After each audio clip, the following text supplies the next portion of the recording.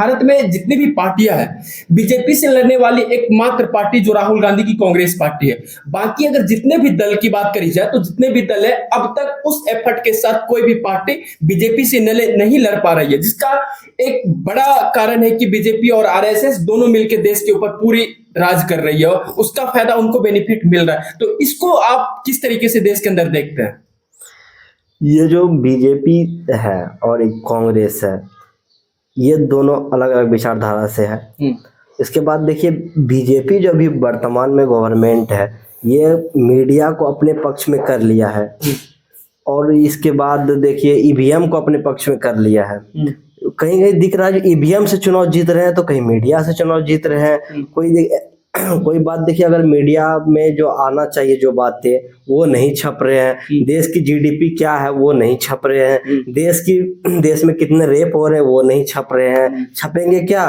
वो उनके साथ कुआं में बकरी गिर गया, वो उनके घर में कबूतर आ गया, तो उनके घर में बकरी चोरी हो गया, बस ये छोटा छोटा बातें को पेपर में छाप रहे हैं। जैसे देखिएगा, ये मतलब एपस्टीन फाइल के बारे में पेपर में आपको नहीं दिख रहा होगा, कहीं दिखिए नहीं रहा होगा। देखिए, देश के अंदर बहुत सारे विपक्ष दल है, छोटे छोटे दल है। या बिहार में बात करी जाए तेजस्वी यादव की, उत्तर प्रदेश में बात करी जाए अखिलेश यादव की, या फिर स्वाद की तरफ चले जाए तो बहुत सारी पार्टियां।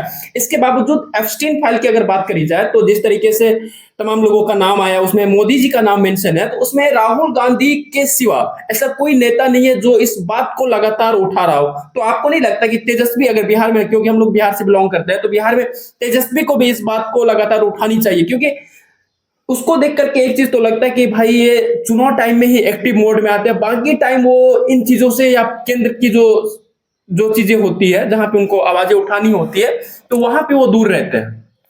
ये दूर हो जाते हैं, इसका राजनीतिक कारण पता नहीं क्या हो सकता है। ये दूर क्यों हो जाते हैं, इससे पूरा बिहार की जनता जो उनके समर्थक है वो उनसे दुखी रहते हैं। एक ये बिहार में अगर बात करी जाए, आरजेडी की लड़ाई सीधे तौर पे अब प्रधानमंत्री मोदी के साथ बचा हुआ है, क्योंकि कांग्रेस उनके साथ है, बाकी छोटे छोटे दल उनके साथ है। नीतीश कुमार की बात करी जाए तो नीतीश कुमार खुद जो है बीजेपी के साथ है, तो वहां पे उनकी लड़ाई जो है बीजेपी है, बीजेपी गवर्नमेंट जो है सेंट्रल में है।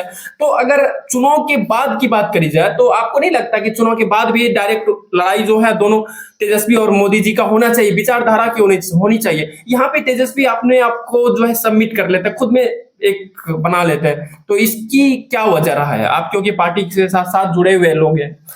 पार्टी देखिए, मतलब तेजस्वी यादव जो है ये अपने आप को मतलब बिहार का लीडर, ओपोजिशन लीडर है।